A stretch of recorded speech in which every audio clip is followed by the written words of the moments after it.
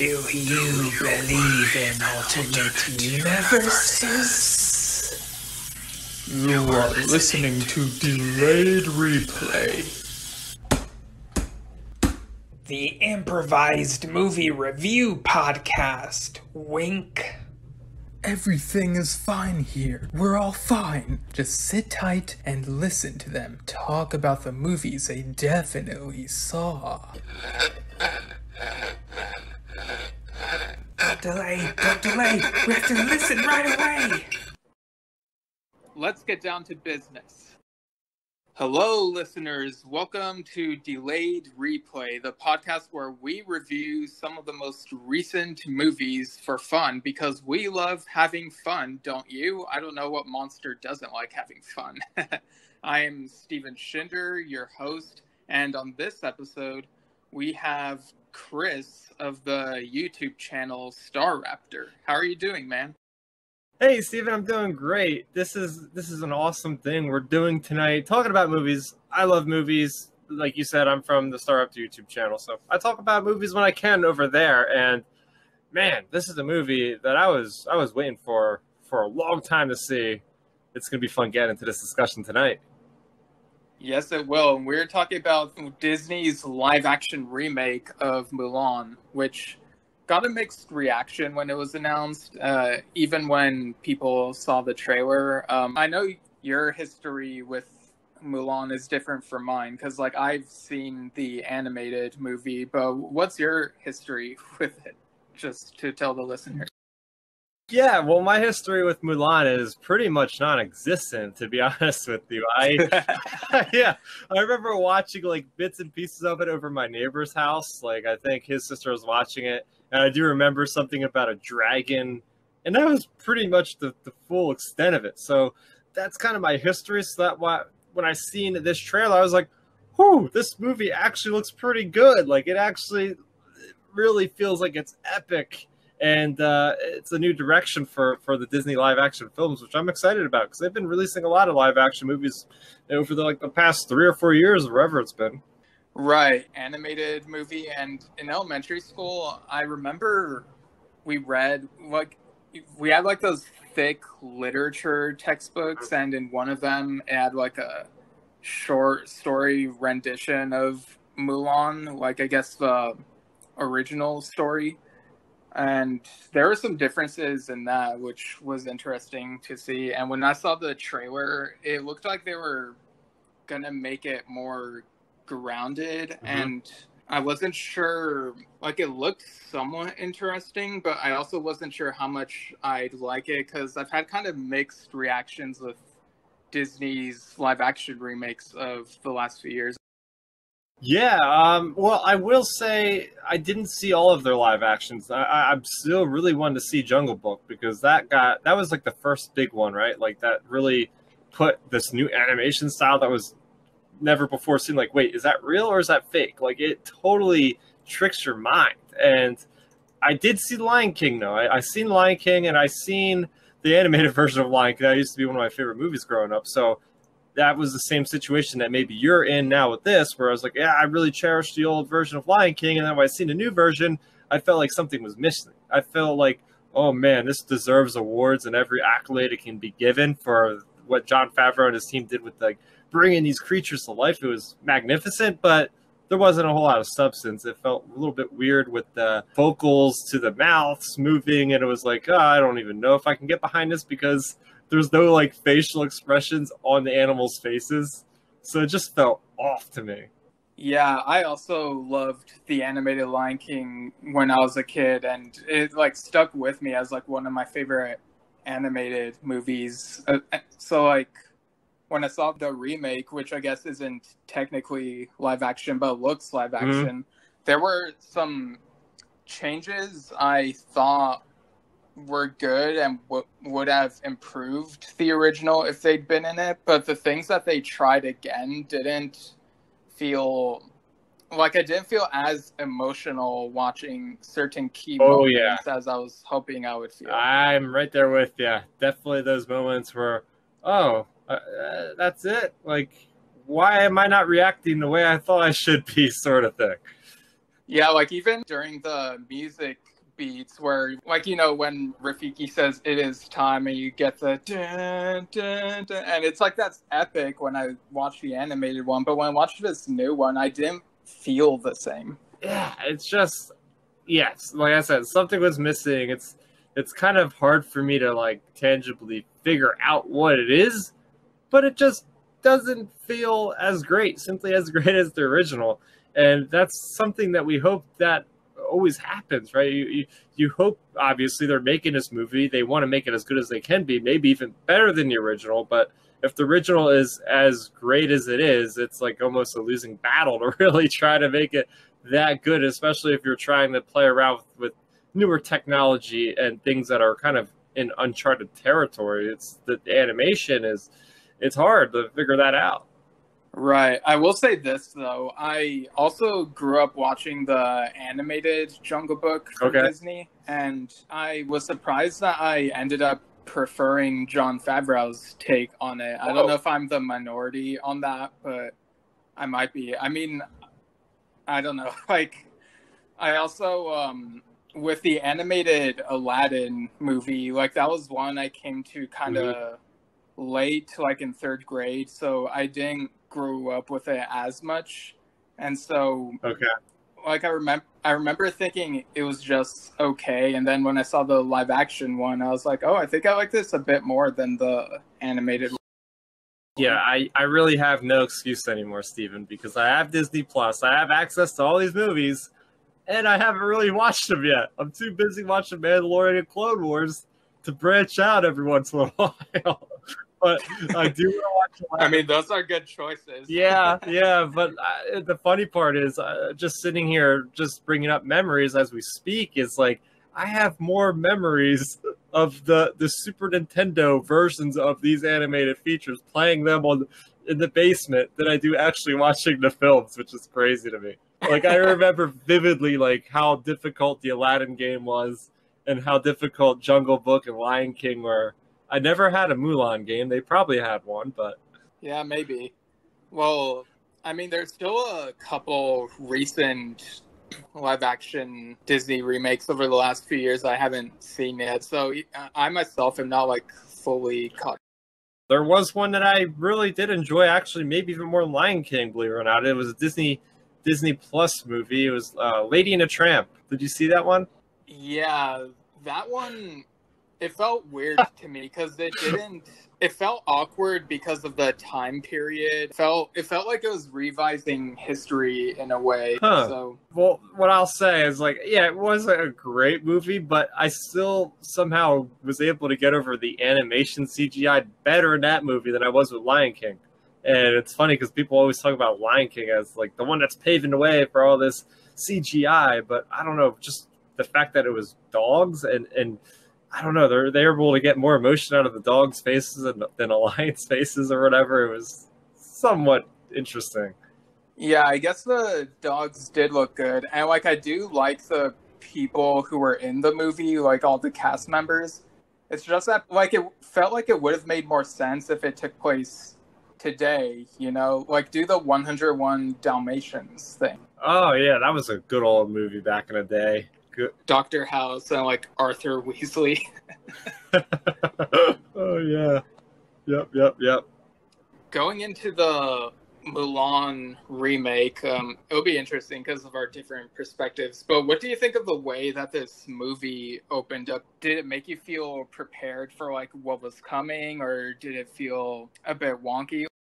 The beginning of the film hooked me, I'll be honest with you, because it opens up with this big battle on these sweeping fields, and you have the Chinese military and the infantry just standing ready for orders. And it reminded me of something like out of Lord of the Rings. And I'm sitting there watching it, and it's like, this movie feels way different than anything Disney has ever done before. I don't know if they've done anything quite like this, where they have like a huge martial force, and it's so focused on weaponry and soldiers and just going to battle. And I was like, wow, I was blown away, because you have this cavalry charge going on. It was pretty epic and magnificent, and I was hooked, because we're starting off with action. That's always a great way to start a movie, of course, is to throw you right in, because there was no exposition. They just have these battles, like this army just clashing with the other army, and it's just like chaos. And then Right. Even The Lord of the Rings opens with like that exposition, like that narration over the battles, but this one like just throws you right in and they hit the ground running, and it's not until like the end of this particular battle that you really get to hear like what's going on. Like they're fighting against Bori Khan, who is this movie's version of Shan Yu, who leads the Huns in the animated version. And I really liked the mannerisms of that this actor gave this villain. Really made him menacing. yeah, he just had this attitude about him where he just didn't care about his own soldiers. Like he was just like, I got a mission, and I'm gonna go take this other leader out in the field of battle, and even if some of my men die trying to protect me, I gotta get this mission, a success. He just had to get the job done, sort of thing. So it's always interesting seeing these villains where they have this prime motive of just doing away with any care for their men, and they just go right for it. Right. It's like a game of chess, right? Like you have the pawns, and like as a player, you kind of see them as expendable, and it's easy to do because like in chess, they are artificial, but like these are human beings. And so you really get a sense of like how really out there Bori Khan is, and it's a really fascinating perspective. Yeah, because you see him at the end of the sequence. They come to a bridge, and it's not a very wide bridge, so you can't have a lot of troops that are supporting you. But he is still courageous enough to kind of lead the charge as in the front of the lines for a leader. To be able to do that is pretty darn brave, right? Like to have that courage and to show examples for your own men too. To be like, okay, I'm going to go out there and take care of this. And that duel on the bridge, I forget the other character's name, but it was like you go right into a duel right in the beginning of the movie on this bridge, this perilous setting, right? Like they're like, he's about to kick this guy off the bridge, and like so much suspense was built up, and I was like, okay, this is how you start a movie off. Yeah, like it was very intense, and like I couldn't quite tell who won this battle. Like overall, like it felt like there were losses on both sides, and you could really see how upset the soldiers on both sides were. But of course Bori Khan is trying to keep people up, trying to like push them forward, and he says like there's like a village that they need to get to, and that is of course when we are transition into meeting Mulan and her family like 20 minutes into this movie. Like it took that long to introduce the main character. I was surprised by that. Yeah, you know what it reminded me of? It reminded me of the beginning of Man of Steel, how like the first 20 minutes on or however long it was. Yeah, no, it definitely has that very prolonged beginning where, I mean, if it was any longer than that, I would have been like, okay, well, is this the same movie that I thought that there was a character named Mulan in, or what's going on here? Imagine if she didn't show up until like the very end, like Luke Skywalker style in The Force Awakens. Like you know what? I'd never seen the animated movie, but I'm pretty sure that's not how that went. But yeah, so Mulan and her family have like this kind of tranquil but also argumentative dynamic. They're doing like this same matchmaking thing from the original movie, and it goes through like essentially the same beats but without like the singing and whatnot, which I guess I'll ask you this. Did you feel that the movie was lacking without the singing, or did the like score on its own like just speak for the movie? I'll be honest with you, and I might get some people that are not agreeing with me on this, but I am not a fan of musicals, and especially at my age now. Like I probably was okay with it back when I was younger, but now I'm just not really into that. So for me, I was like, okay, that's fine. Like, there's no singing. I know that's a lot of things in movies like Aladdin and even Lion King had it.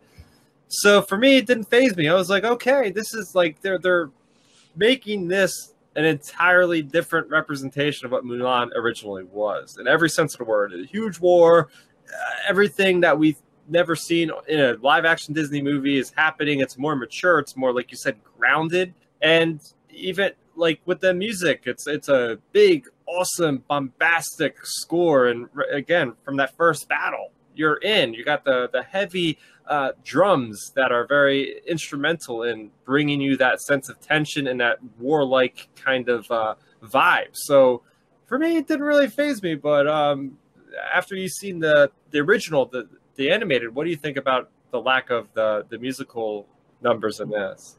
So, because I had the hindsight of the Lion King remake and how the songs were redone there, I went into this thinking, you know what, I'm okay with them not redoing the songs because they might not be as good as they were. So I'll just try going in with an open mind. And I did really love the score. There were little motifs here and there that echoed the musical songs from the animated version. It felt like it fit with the tone that they set with this movie. Like, they're going for a more grounded take. And I will admit that when later on during, I know I'm jumping ahead for a moment, but during like the training sequence, when they're like, all right, let's get down to business. And like, the audience in my theater groaned because like they didn't break out into song there. They just yeah, that was interesting. They just like placed it in the middle of the sentence and it just kept going. It was like, wait a minute, aren't you guys gonna break out into song? Because even I know that song, and yeah, it seems like that would be a perfect time to do that. But he was waiting for it, like, and it just never happens. Yeah, and even like earlier in the movie, you mentioned the sentence thing, and like we get another moment after the matchmaker stuff. Mulan is like by herself, and she looks in the mirror, and she just nonchalantly says, "When will my reflection show who I am?" And it's like just throwing the song title as a sentence. Like, that is one way to just completely go by it blatantly. Just, yeah, we're gonna just shove it into the audience faces and say, haha, you're not getting it. Yeah, they're like trying to walk that thin line of being cringe-worthy, but also trying to pay homage without overdosing on the nostalgia. So, what did you think of the village scene then? With everything going on, right? You know, within those first 20 minutes, you meet Mulan. What do you think of her first moments? Well, her first moments were very much the same as the animated version. I felt like the actress, it felt like she was trying to say the lines with the same intonations, other than like that song title. So, like, in a vacuum, I guess it's a nice way of introducing the character to people who haven't seen the original, quote unquote original, because like there have probably been various versions of Mulan over the centuries or what have you. Yeah, I mean, for somebody like you said that has no experience, I was like, okay, I know what this character is about. There's lots of details. They didn't overload me with details. They didn't just give me this huge backstory or exposition that was unnecessary, but it was enough for me to understand, okay, this is her place in the story. It's very straightforward, but for a movie like this, I was happy for it. Yeah, the only little difference, well, other than like what happens at the end of this village sequence, is that they throw in a couple new characters. There's this con artist named Sketch, and he has a friend named Ramtish. And like as Mulan is walking by, Sketch tries to like con her in buying expensive fruit, and his friend Ramtish is trying to talk him out of it. He thinks that it's not nice to con someone like her, and they break out into this hilarious argument, which I thought the comedic timing with them was pretty good. It's pretty good to have that whole humor aspect to this movie, because for a movie like this, you need to have that levity. You need to have something that's going to take you away from this huge nationwide conflict where it involves lots of death and lots of just really terrible things happening for that nation. So it's nice to get that every once in a while. It helps the pacing, that the humor sequences like that with Ramtish and Sketch really added that levity, helped me kind of like, okay, reset myself after that huge opening battle, and kind of gets us into a more fun tone for at least a little bit of time. Right. But of course, like a couple of scenes later, they like lighthearted tone kind of flies out the window when Bori Khan and the invaders that he leads, like they come into the village and they attack, and like he actually goes after Mulan's father in this, which like while they're dueling, he's like, "You are the one who killed my father in battle all those years ago," and he's like intent on like killing Mulan's dad, and like he does so, and like this really shocked the audiences. It surprised me that it was so early on in the movie that happened too, because it's like, wait a minute, wow, the mentor figure is already gone from the movie. Like there's barely any acknowledgement of him, and here we go. In the animated version, it plays out like all like the people in the village are called to war, like the men in the village, like if it's of the recent generation, it'll be like the adult sons, or it'll be like the father of the family, because like Mulan doesn't have a brother in this, although in the short story I read in elementary school, she did have a brother, which was kind of weird. Like that didn't play into it at all. Yeah, like in the short story version, she goes to war without anyone saying no, but the animated one had like this conflict because like it was taboo for women here to go to war, and she goes against her father to fight in his stead because she's like worried about him and he's like old. But I kind of liked this twist on that, like how the motivation is different. I think that's important, right? Like if you're gonna do, and that's another thing I'll go back to with The Lion King. I think it was just so shot for shot, just like the animated version, that like you can't live up to something that good if you just replicate it exactly. So that's why I really like this movie, is because it actually takes it a step further. And when I say that, I mean I've read other reviews and stuff. So even though I haven't watched the animated version, I'm seeing a lot of the same notions of, oh yeah, this was way different.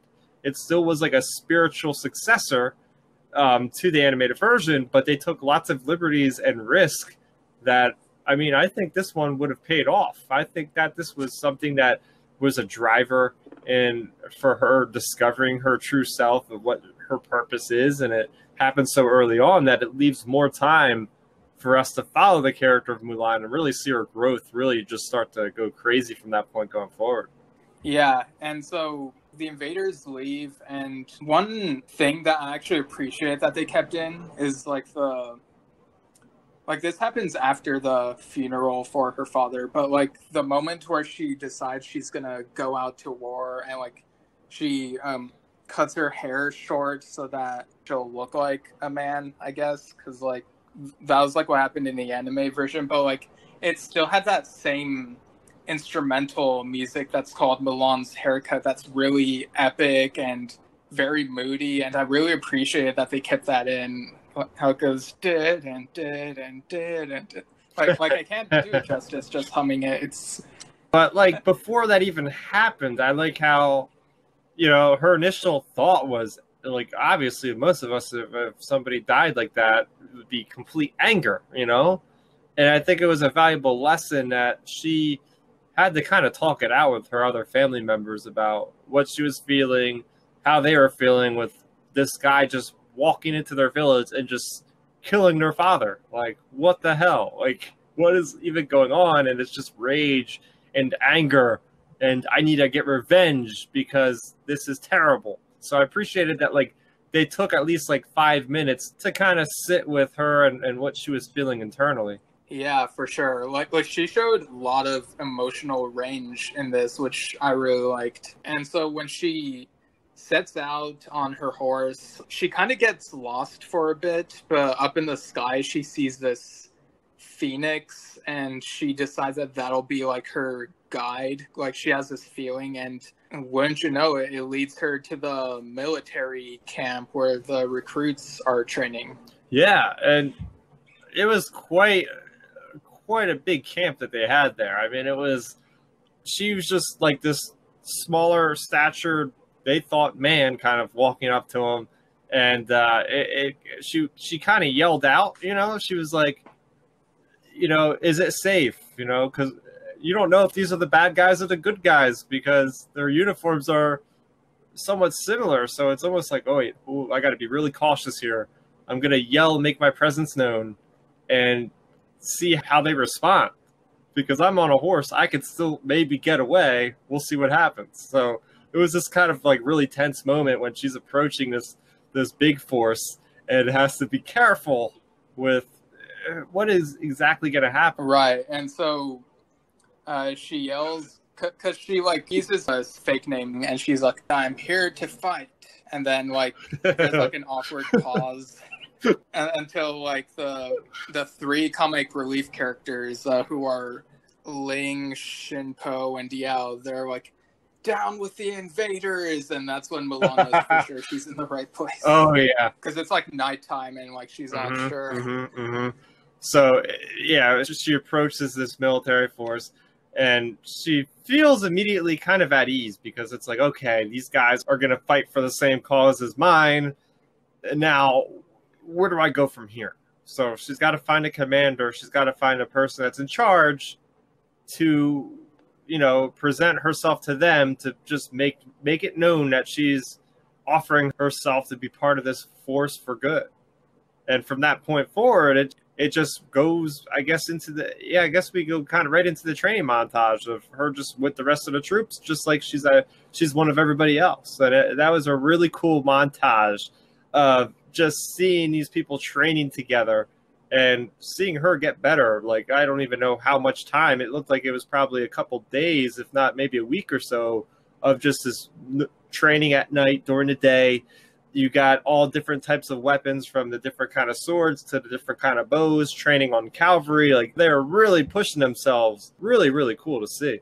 And the commander, you might not be familiar because, well, in the animated version, Shang was the sort of guy in charge and also Mulan's love interest. But in this, they've kind of split him into two different characters. Like, they've made Shen the love interest. It's kind of similar name. And Commander Tung the kind of leader character. And I know some people were upset about this, but I thought it made for a more interesting dynamic.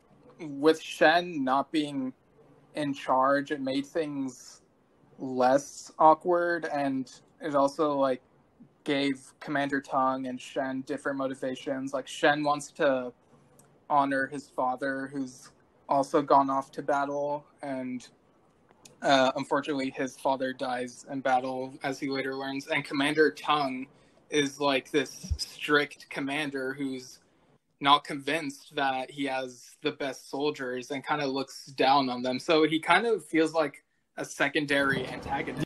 Definitely added a little bit more complexity to the plot. All of a sudden, you have this other character who, he might not be the best person to be allies with. I mean, he's there with everybody else, but it's like, oh wait, what is this guy really up to? It kind of reminded me of the Pong Krell arc of the Clone Wars, and I half expected it to go in a direction similar to that. Funny you mentioned that, because I mean, Commander Tung is played by none other than Donnie Yen, and I haven't really seen that guy in anything since Rogue One. I know he's probably in plenty of stuff, but I try to watch movies when I can. But it was really cool, basically seeing Chirrut Imwe in another movie.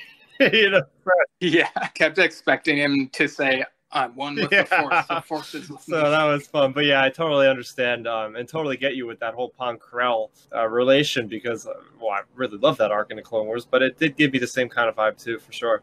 I guess it's that classic trope, right? Having the strict drill instructor type of character.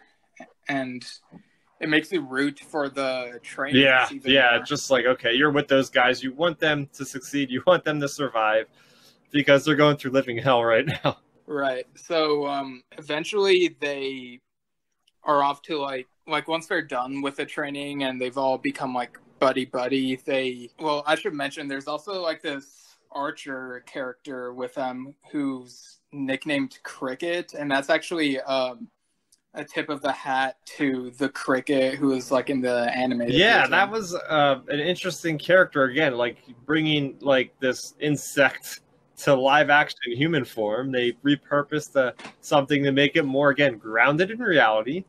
But I find it funny that they still kind of instilled a little bit of like an actual cricket into this human.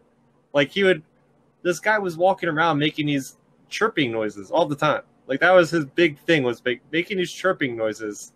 And it's like, yep, that's clearly cricket, but in human form.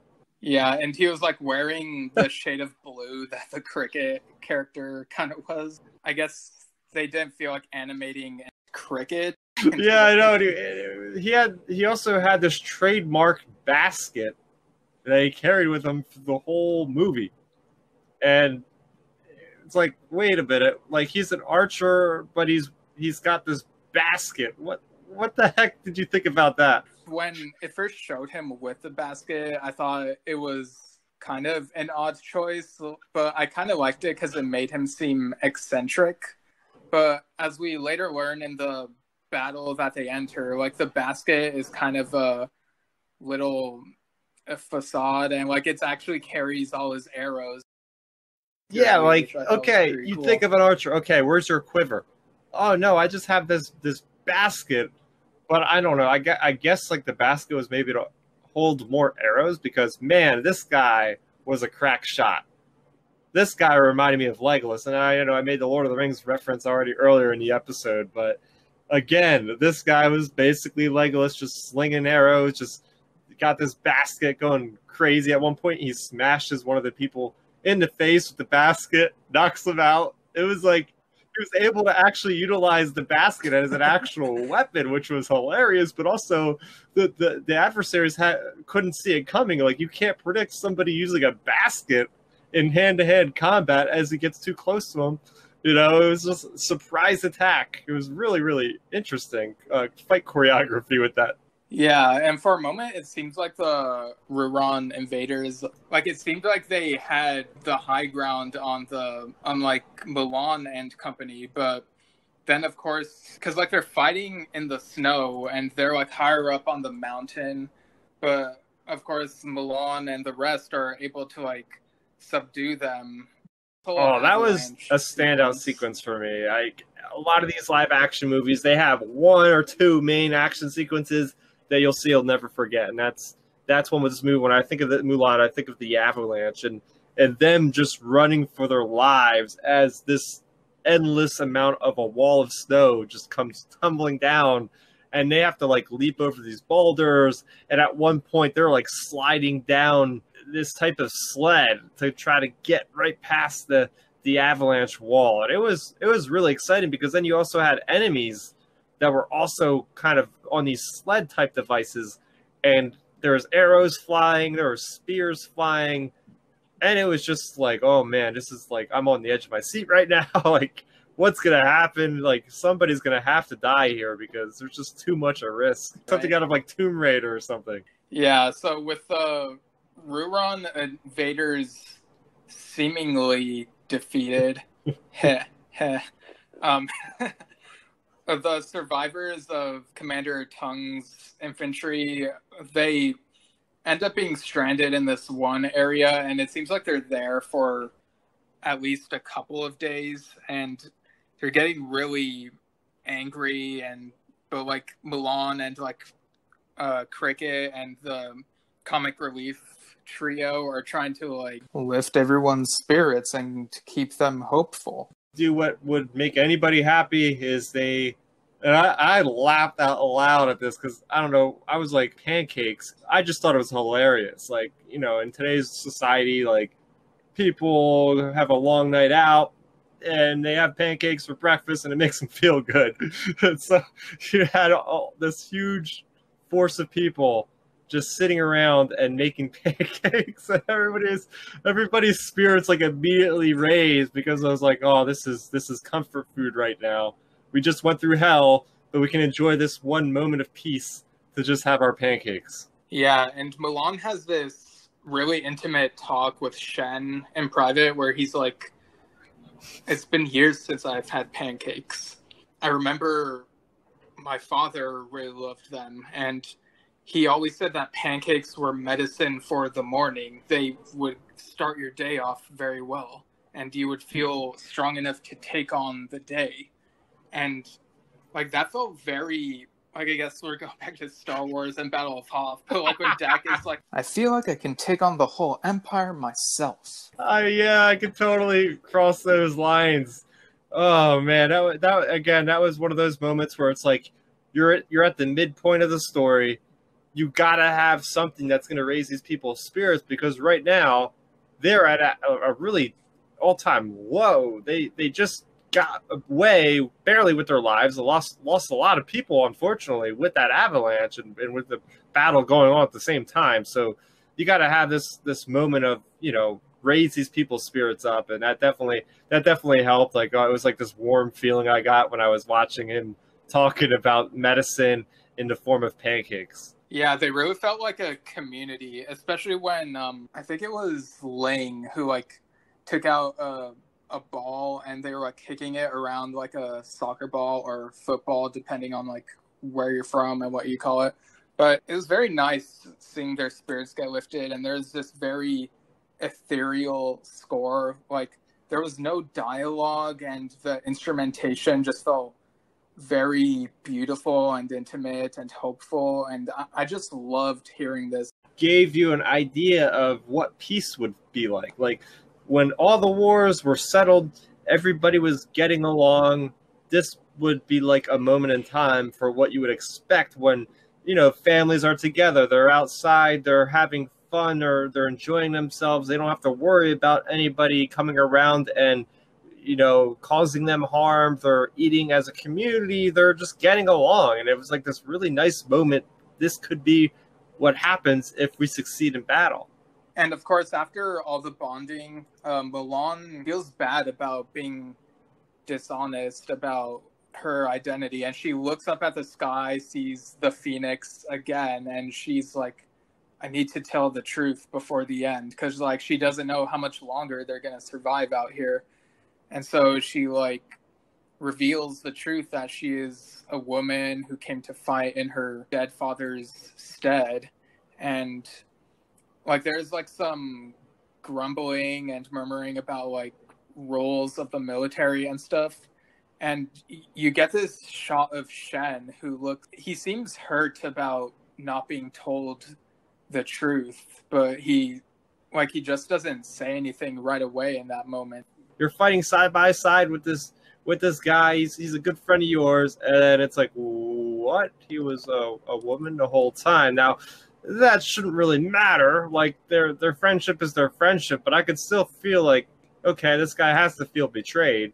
Yeah, and they spend a few minutes trying to figure out what to do, and like Shen goes off on his own in his own like isolated corner, and eventually Commander Tung is like, this cannot stand. You are no longer fighting alongside us. You must be exiled. Like her friends are like trying to defend her, and even Shen like decides to run to her side and be like, no, she's one of us. I mean, it was a turning point in the story. It's the turning point in the story where the whole time you're introduced to this character, you know that she's posing as a man. You know that because of that is the reason that eventually throughout the story, somebody's going to figure out. Like, it's going to happen eventually. And here we go. It's happening now. Yeah, and Tung and the soldiers who are loyal to him, they all get out their what remains of their weapons, and they're like, if you're with Mulan, then you are our enemy. And so Mulan, Shen, and their like friends decide to like just go off on their own together. So you got like those six, like, the comic relief trio, as I call them, and Cricket. And so like Commander Tung is left without his best archer, and that's like a huge blow, and they just go off like Yeah, and you into don't the even really snow have on an their idea own. of where they're even going to go, right? There's only 6 of them. What real difference can they make? There's no, and that's where I was like a little bit like thrown off in the movie at this point. I really enjoyed it up to this point, but I was like, what the heck is going on? Like, they have no sense of direction. They're out there in the middle of the wilderness. Who knows where the next town is? Like, they could be as good as dead because there's no way to get food at this time of year where they're at located. It's going to be very hard to do that. I mean, good thing is they have the archer, because the archer at least would be able to maybe get an animal somewhere around there if he's the best archer. That should be pretty easy for him. But still, it was like this moment of, oh man, what's going to happen now? Yeah, and Mulan like is pretty much using Yeah. the phoenix to guide their direction, right? And Cricket even like raises his bow up, like because he contemplating whether to shoot it down so they can eat it, and Mulan's like, no, it'll guide us. For a story like this, I'm okay with that. I'm okay with a story this far back in time.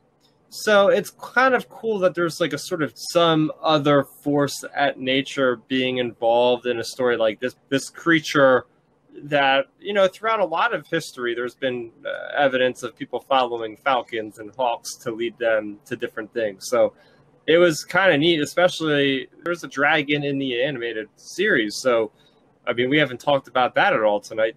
Right, so we don't have Mushu in this one, but the absence of Mushu is, like, I guess kind of necessary if you want to make it more grounded, because as much as we love Eddie Murphy and how funny he is, it might have like, I don't know, like, you have comic relief characters here, but there's something about a funny little talking dragon that might not mesh as well for the tone here.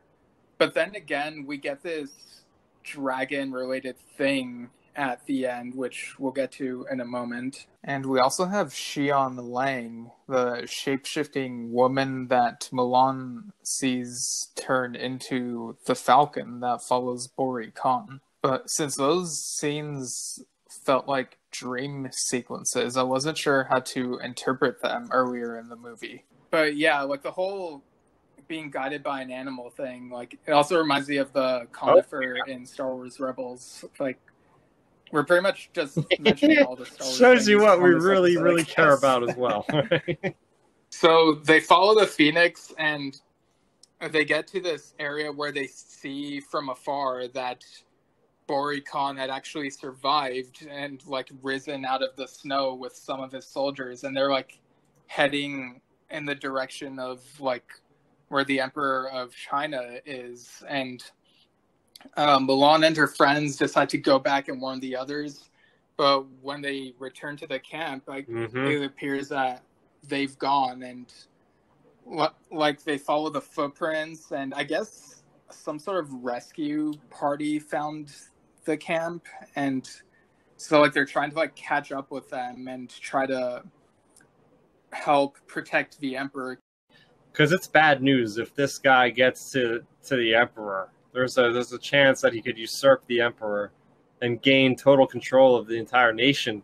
So it's really up to them to be the heroes at this moment, to get there, to at least give the defenders a fighting chance to prevent this guy from going crazy on the people. Yeah, and Jet Li plays the Emperor, and we also get Nelson Lee as the Chancellor, who I guess is kind of based on Chifu from the animated movie. He's kind of like an advisor. Kind of weird because I'm used to the Chancellor and the Emperor being the same character in that other franchise. A little bit. But yeah, they tried to warn Commander Tung about the incoming invaders, and he like doesn't want to listen. But the Emperor is like, if they know something, then we must listen, because listening is what really leads to peace. And it sounds very cliche and eye-rolling, but I do think this was a good direction for them to go, because it would have been frustrating if they just kept believing it's just them, come on, you know? you fought all the way through the snow, through these battles. We got to have a win here. We got to have somebody somebody do something positive in this long journey we've been on. So at least at that point, it was nice that there wasn't any resistance, because it was like, okay, we gotta band together at this one. We can't be separated. We gotta all band as one. So this battle ensues in the city, and of course, Cricket is as cool as he can be. Like, he pretty much, like you said, he's like the Legolas of it, so I don't know what I else love to that. say, I just like, yeah. again, the whole thing with the basket and just flinging this basket around as he's firing in between arrows. He just beating people upside the head. It's like, man, what kind of material comprised this basket to be that durable to do that much damage continuously through, like, I'd say probably dozens of people he smacked with this thing. Uses it as a shield at some point, and it gets very meta. Like, Yao even asked him, "What's that basket made of anyway? How's it not get completely destroyed?" And he tosses this just nonchalant line saying it was weaved by fairies, and like there's like no further explanation. That gave me the biggest laugh because it was so out of the blue. It was like, wait, we had Phoenix. Okay, so we had a Phoenix, which is kind of like an ethereal type of creature, but now there's fairies in the story. But like we left out the dragons, but we're gonna have fairies in this universe now. It just had to make me laugh.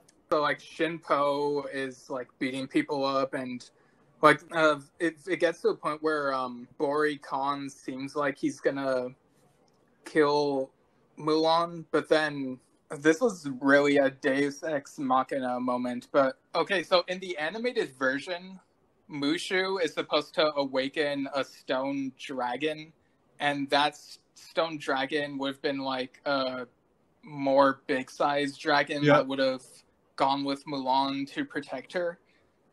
And so in this, we get this, I guess it's supposed to be that same stone dragon. Like, it flies in and appears and it looks like it's made of stone, but then it gets into like reptile form, and it's like grabs Bori Khan to keep him from executing Mulan. And it's like, wait, is the dragon literally there? Like, can everyone see it, or can just it was Mulan very see it? like I got the same feeling. I was like, here?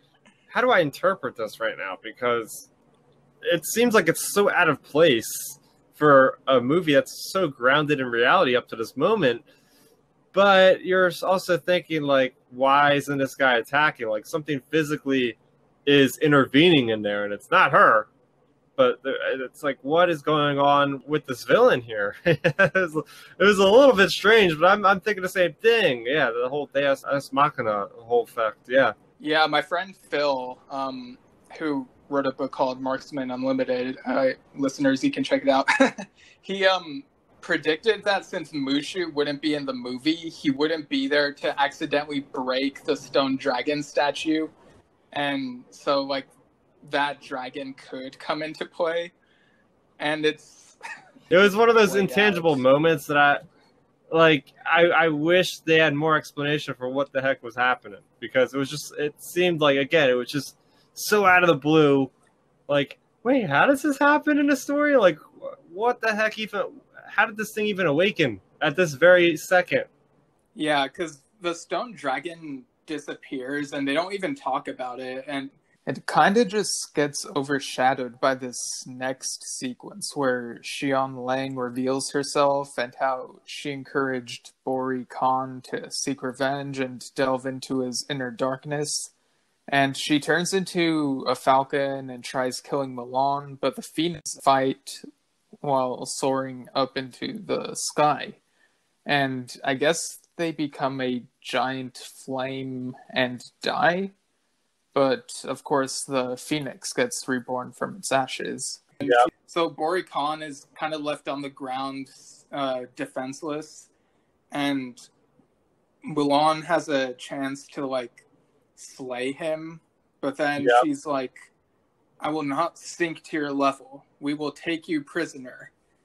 You can't fight hate with hate. It's a really valuable lesson that just, you don't want to stoop to that level. You're right. You can't, because that will just keep perpetuating throughout forever. She has to make a stand.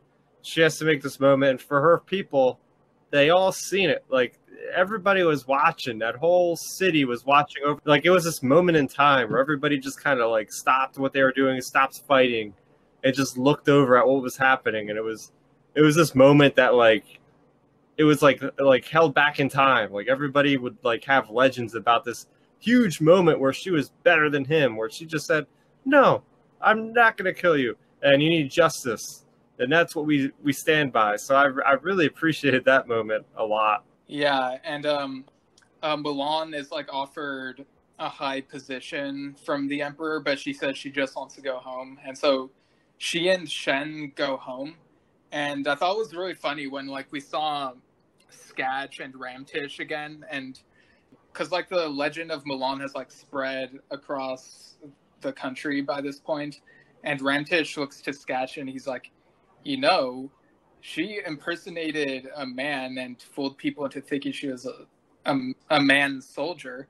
Maybe she is the ultimate con artist rather than you. And Sketch is like, played, all sir. about his comment. Like, you're not even that good. If she could do that, you're inferior. And yeah, it was a nice little joke at the end of the movie for sure.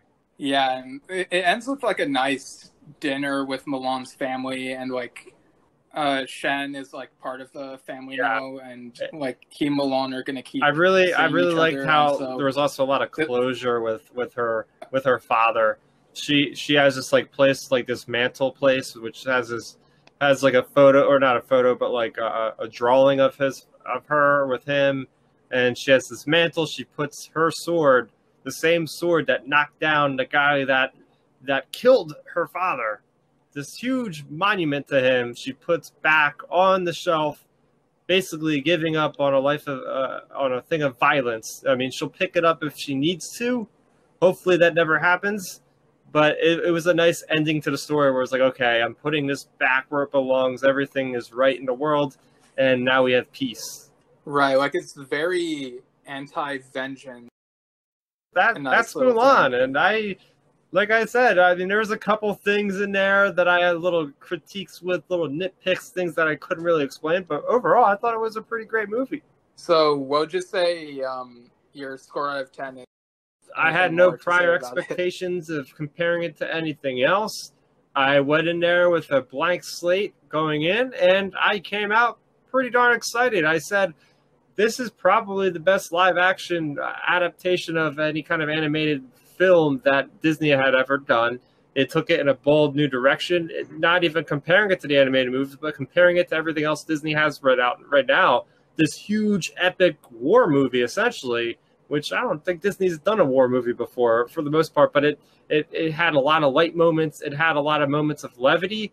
There's plenty of times for, quiet moments, which I think is really important. I think the pacing in this movie was pretty darn good because there was a lot of introspection. There was lots of moments around campfires and about learning. I think a lot of it was about learning the lifestyle, the community-based, what the people are like during this era of history. And I mean, yeah, with that, I would say I'd have to give it an 8 out of 10. I really liked how this came together. And I think there's just a couple moments that were intangible, like this big dragon intervening at the end that threw it off. A couple moments where I just wanted to know a little bit more about certain things. But other than that, I think this is a movie that I would pretty much recommend to everybody. I think go out there, see it if you want a good action movie that has a lot of heart. And I think that's what you could say is this movie has a real lot of heart to it. And I think all the people involved, all the actors, and also all the crew for making this really authentic. I was really impressed by the props, and everything looked so good, like they just recovered it from years ago. All right, so 8 out of 10 from you. As for me, like I really love the animated version, and I went in expecting this to not be that. And like I don't think every remake should be copy and paste. So like I know there are people who are like, oh, it should have had this song or that song or whatever.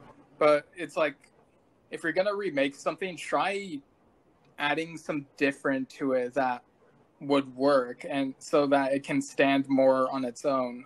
So I don't know, like looking back at the other live action remakes I've seen recently, I'm not sure what I rated the Aladdin remake, but I rated the Lion King Okay. remake a 7 at best. Maybe it would depend on my mood. I remember when I first saw the Jungle Book remake, I gave it like a 9 out of 10. So I think the Mulan remake is Oh. like somewhere in the middle. So 8 out of 10. Yeah, solid. Like I said, this would be a movie I would recommend to anybody right now. And I mean, to a certain degree, maybe the kids, smaller kids, maybe not see this until you're like 10 or 12, maybe like 12, maybe. Well, it's rated PG-13. But yeah, great time. I'm looking forward to the rest of the movies coming out this year for sure. There's a lot of good stuff coming out. Yeah, those will be fun to review. The next episode will be covering the SpongeBob movie Sponge on the Run, and that'll be with a different Chris. Thank you again for joining me. Where can people find you? You can find my Chris. stuff on YouTube by the same spelling of the same name, youtube.com/StarRaptor. You can also keep up to speed with me on Twitter. I talk a lot about video games, and I'll just throw out some movie stuff and a lot of Star Wars stuff on there. So if that interests you, you can follow me on there, and I'll post links to my YouTube videos through there as well. I also have a Facebook page, but that's not quite as active, but I put stuff on there as well under Star Raptor. But yeah, that's going to do it. But I had so much fun talking about Mulan.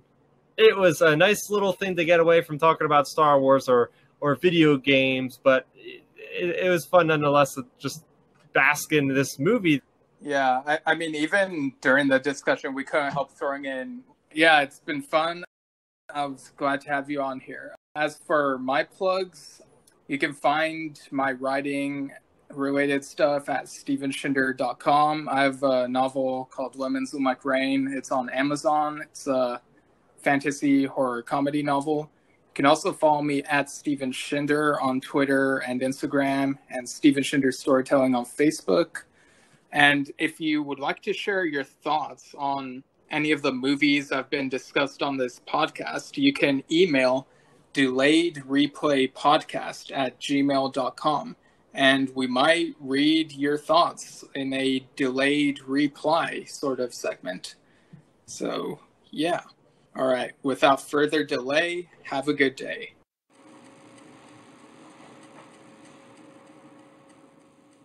Where did I leave my laptop? It's so late. What the? I don't remember leaving it in the living room. Whoa. It's a spotlight on the wall. It's a shadow of a cow? Dishonor on your cow. Who's there? Where's the light switch? Do you know who we are? I mean, you could just tell me. What would be the fun in that? Wait, I'm confused. Are you just one person or multiple? We are the cow. We are the cow. What does that mean? Search more thoroughly. Okay, you're really creeping me out. How'd you get in here, and who the hell are you? All in good time. Here's the light switch. There's no one here. The spotlight and the shadow are gone. Am I just losing it? Do I just need sleep? Or what's happening? I didn't set this to record. I don't remember doing so.